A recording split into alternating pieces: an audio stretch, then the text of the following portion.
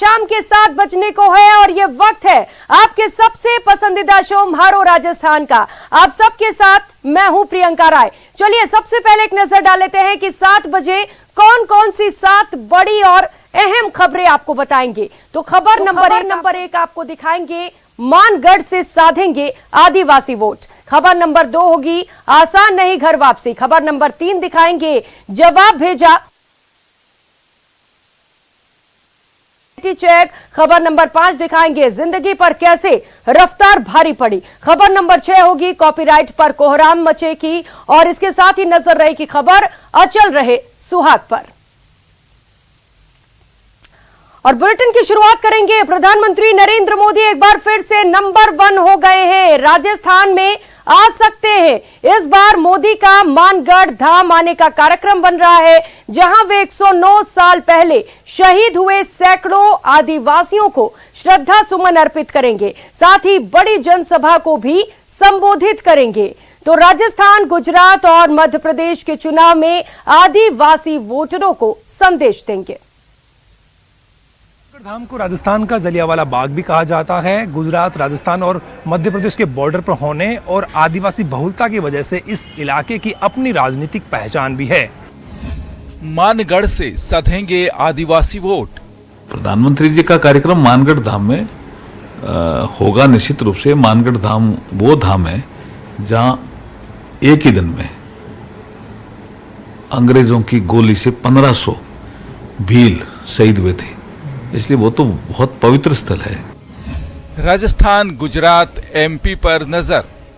गुजरात के मुख्यमंत्री रहते हुए उन आदिवासी भाइयों को वहां श्रद्धांजलि के स्वरूप वहां एक शहीद स्मारक का निर्माण कराया। 3 राज्यों की सीमा लगती है, मध्य प्रदेश, गुजरात और राजस्थान। स्वाभाविक रूप से कभी कोई कार्यक्रम बनता है तो उसमें राजस्थान की भूमिका रहेगी। राजस्थान चुनाव में अभी देरी है, लेकिन गुजरात चुनाव सिर पर है। बीजेपी आदिवासियों के पवित्र स्थल मानगढ़ में पीएम मोदी के कार्यक्रम के जरिए तीनों राज्यों में बसने वाली आदिवासी आबादी पर फोकस करना चाहती है। 1913 में वहां 1500 लोगों की शहादत हुई थी अंग्रेजों से लड़ते हुए, और आज भी उस घाटी पर नहीं मानू रे भुरेठिया ये गूंजता है। मानगढ़ धाम को विकसित करने में सबसे पहले किसी का योगदान है तो देश के यशस्वी प्रधानमंत्री नरेंद्र मोदी जी का है।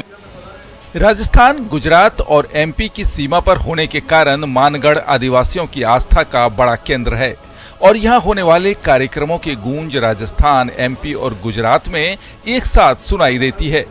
बीजेपी गुजरात के आदिवासी वोट बैंक को साधने के लिए मानगढ़ में पीएम मोदी की बड़ी जनसभा कराने की तैयारी कर रही है, जहां गुजरात के सीएम रहते नरेंद्र मोदी 10 साल पहले आए थे।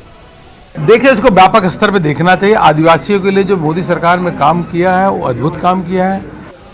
राजस्थान चुनाव में हालांकि अभी वक्त बाकी है, लेकिन बीजेपी उत्साहित है कि पीएम मोदी के हर दौरे से उनका वोट बैंक बढ़ता है और इस बार भी कुछ ऐसा ही होगा। आपको बता दें कि राजस्थान में एसटी के लिए 25 विधानसभा सीटें आरक्षित हैं। हालांकि बीजेपी के पास महज इसमें से 8 सीटें हैं, तो कांग्रेस के पास 13, बीटीपी के पास 2 और 2 सीट अन्य के पास है। वहीं बीटीपी का बढ़ता ग्राफ भी बीजेपी के लिए बड़ी मुश्किल है।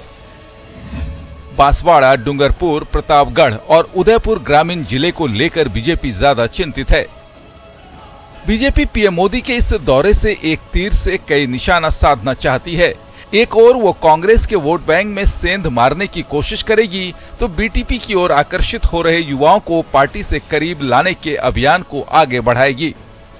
पिछले दिनों गुजरात दौरे पर पीएम मोदी ने राजस्थान के सिरोही जिले की संक्षिप्त यात्रा की थी और वादा करके गए थे कि वो जल्द वापस आएंगे, और अब वो वादा पूरा होता नजर आ रहा है।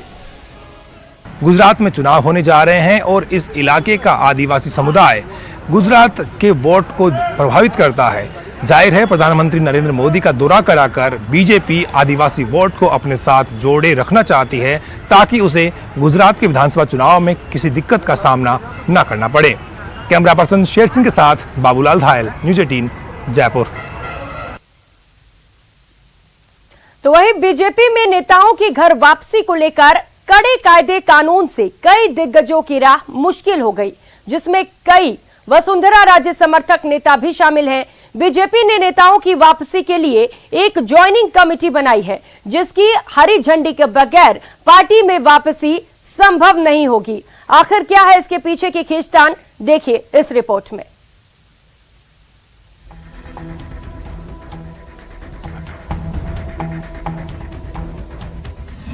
तेईस से पहले अब बीजेपी की खींचतान।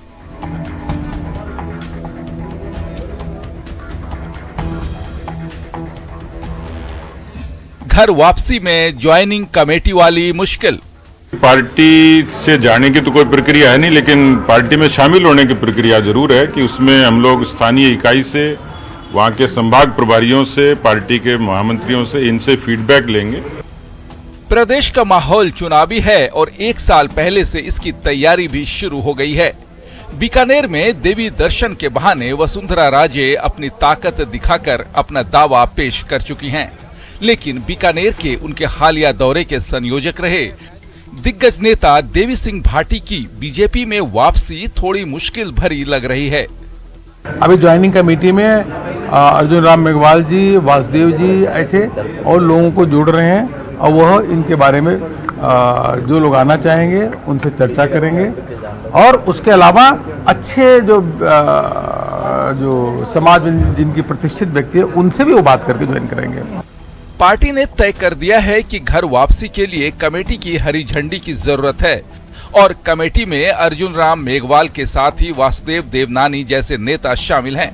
यानी पार्टी में वापसी की राह देख रहे देवी सिंह भाटी के लिए यही कमेटी मुश्किल वाली है, क्योंकि देवी सिंह भाटी ने अर्जुन राम मेघवाल के कारण ही पार्टी छोड़ी थी। वसुंधरा राजे के करीबी रहे भाटी ने अर्जुन राम मेघवाल को लोकसभा का टिकट देने का विरोध किया था।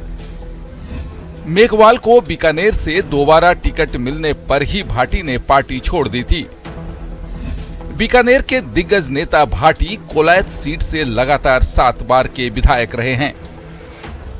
वहीं अर्जुन राम मेघवाल ने भी साफ कर दिया है कि कोई कितना भी बड़ा नेता क्यों न हो, उसे प्रक्रिया से गुजरना ही पड़ेगा। पार्टी ने एक प्रक्रिया निर्धारित कर रखी है, कोई भी आदमी हो कितना ही बड़ा क्यों नहीं, वो प्रक्रिया से तो गुजरना ही पड़ेगा ना। वैसे खुद घोषणा कर रहे हैं बिना पार्टी की अनुमति। मैंने क्या कहा, प्रक्रिया से सबको ही गुजरना पड़ेगा। मैं कह रहा हूं संगठन जो तय करेगा, प्रक्रिया संगठन तय कर दो। मैं कौन हूं तो तय करने वाला जी, संगठन तय करेगा प्रक्रिया। आपको हराया, उन्होंने कोशिश करी थी हराने की, लेकिन वो तो पूरी करी कोशिश, लेकिन संगठन जो तय करेगा, हम तो संगठन के साथ हैं। बीजेपी नेताओं की घर वापसी या रीज्वाइनिंग में कमेटी ही एकमात्र फिल्टर नहीं है, इसके बाद संगठन का रोल भी बहुत महत्वपूर्ण रहेगा। ज्वाइनिंग के लिए स्क्रूटनी होने के बाद आने वाले नामों को फाइनल करने से पहले बीजेपी के प्रदेश अध्यक्ष की राय को पार्टी पूरी तवज्जो देगी।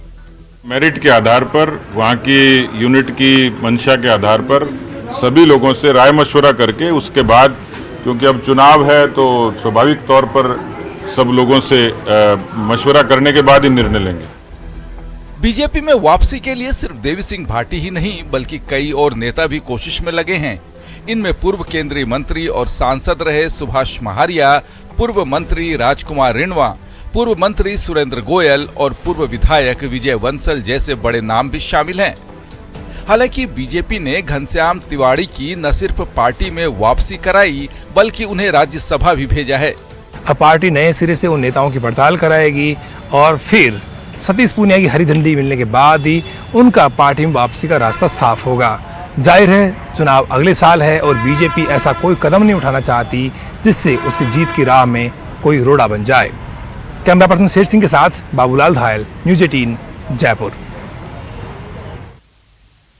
तो वहीं कांग्रेस अध्यक्ष पद के चुनाव में नामांकन से ठीक पहले राजस्थान में विधायक दल की बैठक का बहिष्कार करने और समानांतर बैठक करने के आरोप में पार्टी आलाकमान ने प्रदेश के 3 दिग्गज नेताओं को नोटिस भेजकर जवाब मांगा था। अनुशासनहीनता के आरोप में सरकारी मुख्य सचेतक और जलदाय मंत्री महेश जोशी, यूडीएच और संसदीय कार्य मंत्री शांति धारीवाल और Rajasthan tourism development corporation chairman Dharmendra Rathore को नोटिस भेजने के बाद से ही प्रदेश की सियासत गर्मा रही थी। विपक्षी दलों के अलावा सत्ता पक्ष के नेता भी अपनी ही पार्टी के नेताओं पर निशाना लगा रहे थे। चारों तरफ से अनुशासनहीनता करने वाले नेताओं के खिलाफ कार्रवाई की मांग उठ रही थी।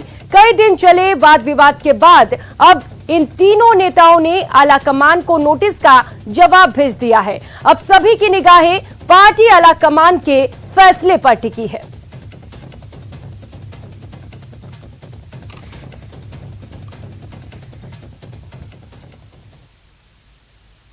वहीं राज्य मंत्री डॉक्टर सुभाष गर्ग ने केंद्रीय मंत्री गजेंद्र सिंह शेखावत के राजेंद्र गुढ़ा को बिन पेंदी के लोटे बताने वाले बयान को लेकर तंज कसा है। उन्होंने ट्वीट करते हुए लिखा कि केंद्रीय मंत्री गजेंद्र सिंह शेखावत के बयान की निंदा करता हूं।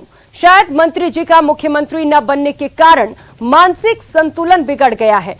उनका ये बयान भरतपुर की जनता का अपमान है। अपने इस बयान के लिए माफी मांगनी चाहिए। आपको बता दें कि केंद्रीय मंत्री गजेंद्र सिंह शेखावत ने मंत्री राजेंद्र गुढ़ा को बिन पैंदे का लोटा बताया था। शेखावत ने कहा था, कभी गहलोत के पास, कभी पायलट के पास, ऐसे व्यक्ति का भगवान ही मालिक है। इतना ही नहीं, उन्होंने ये भी कहा था कि राजेंद्र गुढ़ा का कोई स्टैंड नहीं है। उनके परिवार के लोग भी उन पर विश्वास नहीं करते हैं।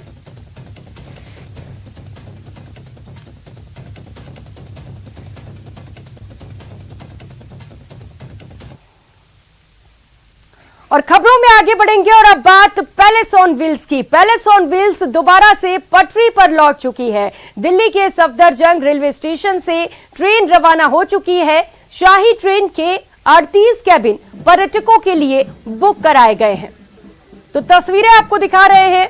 शाही ट्रेन की शाही सवारी करते लोग इस वक्त खूब लुत्फ उठा रहे हैं। ये ट्रेन दिल्ली के सफदरजंग से अब रवाना हो चुकी है, जो अलग अलग जिलों से होकर गुजरेगी। ये तस्वीरें आप देख सकते हैं और इस शाही ट्रेन में आपको खूब आराम मिलेगा और आप यहां पर लग्जरियस लाइफ एंजॉय कर सकते हैं।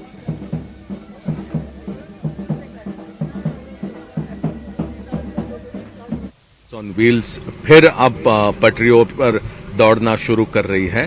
दुनिया में इस तरह की 10 ट्रेनें अलग अलग मुल्कों में चलती हैं, लेकिन ये पहली ट्रेन ये 2-3 साल के अंतराल के बाद शुरू हो रही है। ये हमारी संस्कृति के लिए, राजस्थान के गौरव के लिए, वहाँ की संस्कृति के लिए एक बहुत ही अहम कदम उन्होंने उठाया है। मैं बहुत बहुत शुभकामनाएं देता हूँ आरटीडीसी के तमाम स्टाफ को। आज कॉमर्शियल टूर की शुरुआत इतने अतिथियों के साथ में, और ये देखिए कि दुनिया में 10 ट्रेन है लग्जरी ट्रेन, उनमें से पैलेस ऑन व्हील एक है।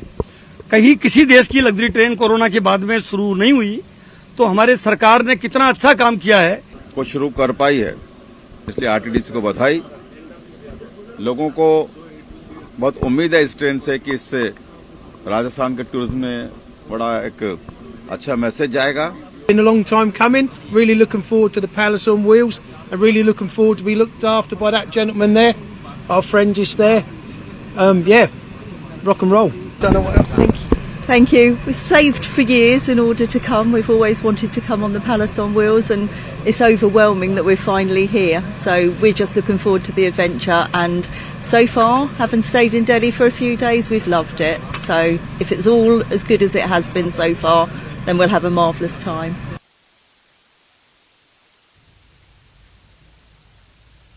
और रुक लेते हैं इस बीच आ रही बड़ी खबर का। रेसिडेंट कार्य बहिष्कार मामले को लेकर इस वक्त आ रही अपडेट आपको बता दें। रेसिडेंट्स के एक धड़े ने कार्य बहिष्कार किया है। बातचीत के बाद आंदोलन को समाप्त कर दिया गया है। दूसरा धड़ा फिलहाल कार्य बहिष्कार पर अड़ा हुआ है। तो लगातार समझाइश की जा रही थी रेसिडेंट डॉक्टर से कि वे इस कार्य बहिष्कार को खत्म कर दें, और इस बीच ये बड़ी खबर सामने आ रही है। रेसिडेंट्स के एक धड़े ने अपने कार्य बहिष्कार को खत्म कर दिया है। बातचीत के बाद ये बड़ा फैसला लिया गया।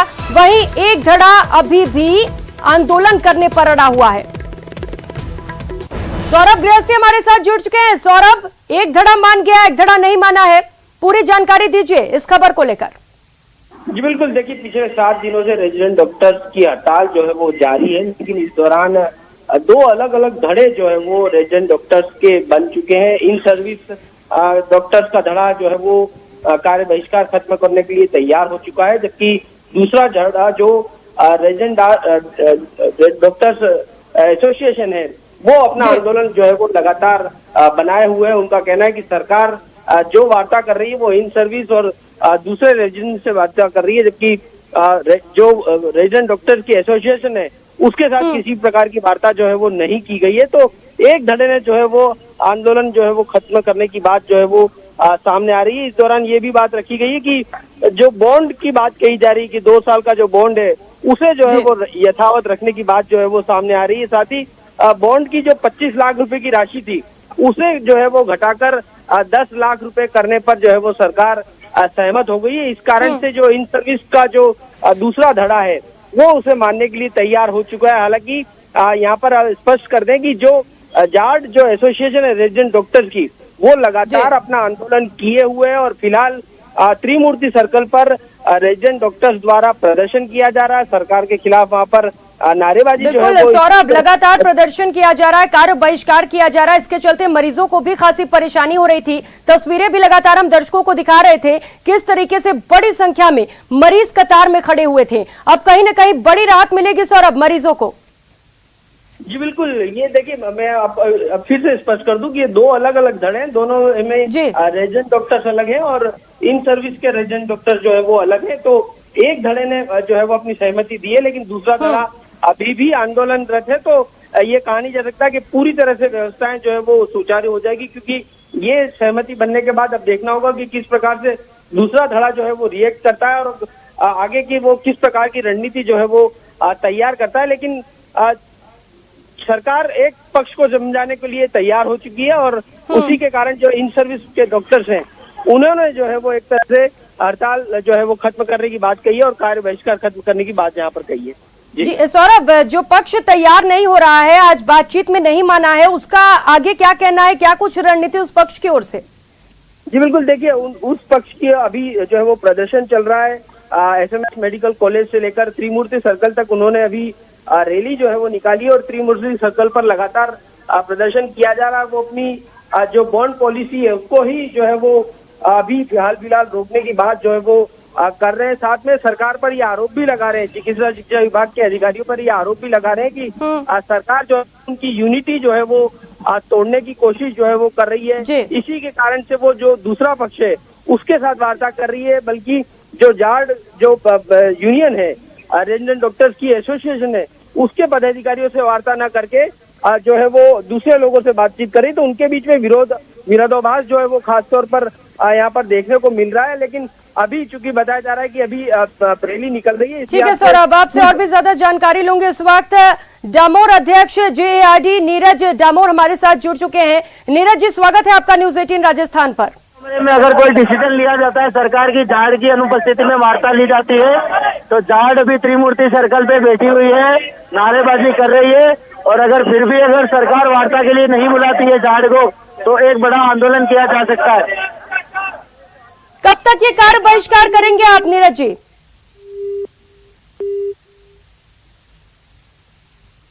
मेरी आवाज आ रही है अब तक? चलिए ठीक है, कनेक्शन यहाँ पर कट हो गया है, कोशिश करेंगे फिर से कनेक्ट करने की। सौरभ, कब तक ये कार्य बहिष्कार चलता रहेगा? क्योंकि हम देख रहे हैं मरीज खासे परेशान हैं, समझाइश कब तक कर ली जाएगी? क्या कुछ कहना है अधिकारियों का? जी बिल्कुल, देखिए मैंने जिस प्रकार से बताया कि 2 अलग अलग धड़े हैं और जिनके कारण से ये मुश्किलें जो है वो सामने आ रखी है।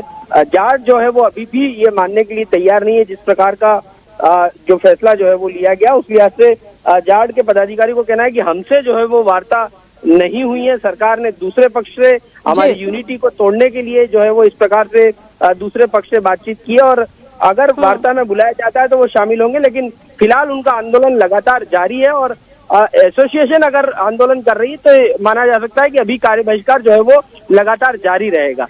ठीक है, कार्य बहिष्कार जारी रहेगा, यानी कि अभी फिलहाल मरीजों को राहत नहीं मिलेगी। बहुत शुक्रिया सौरभ आपका इन तमाम जानकारियों के लिए।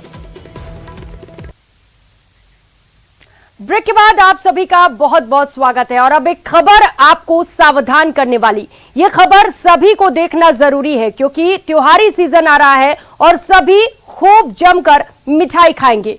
त्योहारी सीजन में खूब मुंह मीठा कीजिए, लेकिन ये भी ध्यान रखिए कि आप जिस मिठाई का स्वाद ले रहे हैं वो कहीं मिलावटी तो नहीं।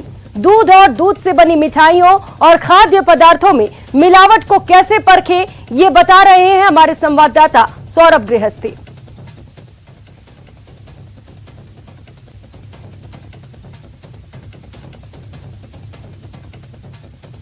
कोरोना काल के बाद इस बार दिवाली पूरे हर्ष उल्लास के साथ मनाई जाएगी और इस बार खाद्य पदार्थों के अलावा दूध और दूध से बने उत्पादों में मिलावट के पूरे आसार हैं। ऐसे में घर में कैसे मिलावट के बारे में पता लगाया जा सकता है, इसको जानने के लिए हम पहुंचे हुए हैं सेंट्रल फूड लैब और यहाँ पर ये जानने की कोशिश करेंगे तमाम उत्पादों से कैसे मिलावट की जाती है और कैसे जो है वो घर में ही इसका पता लगाया जा सकता है। इस वक्त हमारे साथ फूड एनालिस्ट करण सिंह साहब हमारे साथ मौजूद है। सर, जानना चाहेंगे किस प्रकार से मिलावट जो है वो होती है? आमतौर पे जो दूध और दूध से बने खाद्य पदार्थ हैं उनमें त्योहारों के टाइम क्योंकि कंजप्शन बढ़ जाता है और तो उसके मिलावट के मेनली उनमें एक तो जैसे कि मान लो कि उसका वॉल्यूम बढ़ाने के लिए स्टार्च की मिलावट कर दी जाती है, उसको थोड़ा कुछ टाइम के लिए बनाए रखने के लिए न्यूट्रलाइजर की मिलावट कर दी जाती है जिससे कि वो खराब नहीं हो। अच्छा, ये जानने की कोशिश करेंगे कि ये क्या टेस्टिंग की जा रही है? इसमें अभी मैं आपको मेरे साथी ये बता रहे हैं आपको कि दूध में स्टार्च अगर मिला हुआ हो तो उसकी जांच के लिए हम छोटे छोटे नुस्खे हैं जो घर पे घरेलू महिलाएं भी कर सकती हैं। जैसे कि मान ली दूध लिया एक पेट्री डिश में, उसमें टिंचर आयोडीन की 2-4 ड्रॉप डाली।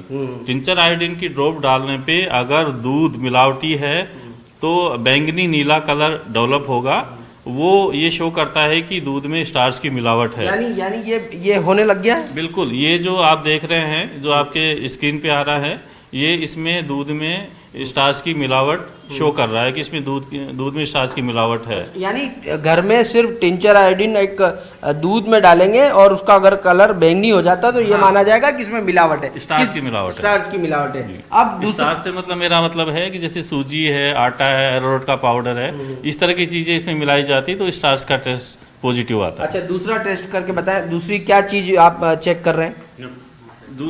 दूसरा टेस्ट ये बताएंगे आपको जी। कि दूध में जैसे कि दूध को बनाए रखने के लिए खराब नहीं हो, फटे नहीं हो, तो उसमें क्या परिरक्षक न्यूट्रलाइजर मिलाया जाता है। तो न्यूट्रलाइजर में से मीठा सोडा वगैरह डाल देते हैं जिससे कि दूध जल्दी खराब नहीं हो। इसके लिए हम ये इसमें दूध में थोड़ा सा स्प्रिट डालेंगे, स्प्रिट मतलब अल्कोहल। उसके बाद ये 1% रोजालिक एसिड की 1 ड्रॉप डालेंगे। अगर कलर ऑरेंज रेड हो जाता है इसका मतलब है इसमें न्यूट्रलाइजर की मिलावट है। अगर दूध सही होगा तो उसमें हल्का ब्राउनिश कलर डेवलप होगा और मिलावट होगी तो पिंक कलर डेवलप हो जाएगा, पिंक रेड कलर। इसमें जो दिख रहा है इसका मतलब इसमें मिलावट है? बिल्कुल, ये इसमें ये जो हम आपको दिखा रहे हैं ये इसमें ये मिलावटी है। आप देख लीजिए इसका कि पिंकिश रेड कलर डेवलप हो गया इसमें, इसका मतलब इसमें न्यूट्रलाइजर की मिलावट है। फूड सेफ्टी डिपार्टमेंट ने साफ तौर पर कहा है कि बड़े पैमाने पर मिलावट होने के आसार हैं, खासतौर पर दूध और दूध से बने प्रोडक्ट में। ऐसे में जांच परख कर ही उन चीज़ों को इस्तेमाल करें ताकि किसी प्रकार की दिक्कतें जो है वो आप लोगों को ना हो। कैमरा पर्सन शेर सिंह के साथ सौरभ गृहस्थी, न्यूज़ 18 राजस्थान, जयपुर। और रुक कर लेते हैं इस बीच आ रही बड़ी खबर का। सिरोही नकदी बरामद मामले को लेकर इस वक्त आ रही अपडेट आपको बता दे। 10 घंटे की गिनती में 5 करोड़ 94 लाख रुपए बरामद किए गए। आयकर विभाग की टीम कुछ देर में आबू रोड पहुंचेगी। पुलिस गिनती के बाद पूरे मामले पर खुलासा करेगी। कार से बता दें कि ये नकदी बरामद हुए हैं। पकड़े गए चारों आरोपी अहमदाबाद के निवासी हैं। प्रतीक सहयोगी हमारे साथ जुड़ चुके हैं। प्रतीक, और क्या कुछ जानकारी मिल रही है? इनका बिल्कुल बताना चाहूंगा, ये मामला जो है सुबह यानी कि जो पुलिस ने कार्रवाई करके जो हवाला कारोबारियों पर दबिश देकर और कल सुबह से 10 घंटे की कड़ी मशक्कत के बाद में नोट की गिनती जो मशीनों के द्वारा की गई थी वो पुलिस ने अब तक पूरी कर दी है। पुलिस ने 5 करोड़ 94 लाख रुपए जो है जो बताए हैं कि इतना कैश बरामद हुआ। लेकिन कहीं ना कहीं देखा जा रहा है कि ये जो आरोपी जो है सिरोही के सिगवंज और आबू रोड के आसपास के गांवों के बताए जा रहे हैं, जिसमें इनसे सख्ती से पूछताछ की जा रही है। और ये हवाला कारोबारी जो आने वाली दीपावली थी सीजन थी, इसको लेकर जो पैसे का इधर उधर यानी कि इधर एक जगह से दूसरे राज्य में ले जाना तो बहुत बड़ी कार्रवाई जो है पुलिस ने इसको अंजाम दिया। लेकिन कहीं ना कहीं इसके खुलासे और भी होने वाले हैं, क्योंकि जोधपुर की आयकर विभाग की टीम भी मौके पर कुछ ही देर में पहुंचने वाली है। हालांकि पुलिस इन आरोपियों से अभी भी पूछताछ जारी है। प्रियंका जी बिल्कुल प्रतीक, एक बहुत बड़ा अमाउंट करीब 6 करोड़ रुपए और पूछताछ लगातार जारी है। मामले पर खुलासे बिल्कुल होंगे। प्रतीक, नजर बनाए रखिए, आपसे अपडेट्स लेंगे। बहुत शुक्रिया आपका इन तमाम जानकारियों के लिए। और फिलहाल यहाँ रुकेंगे एक छोटे से ब्रेक के लिए, लौटेंगे फौरन।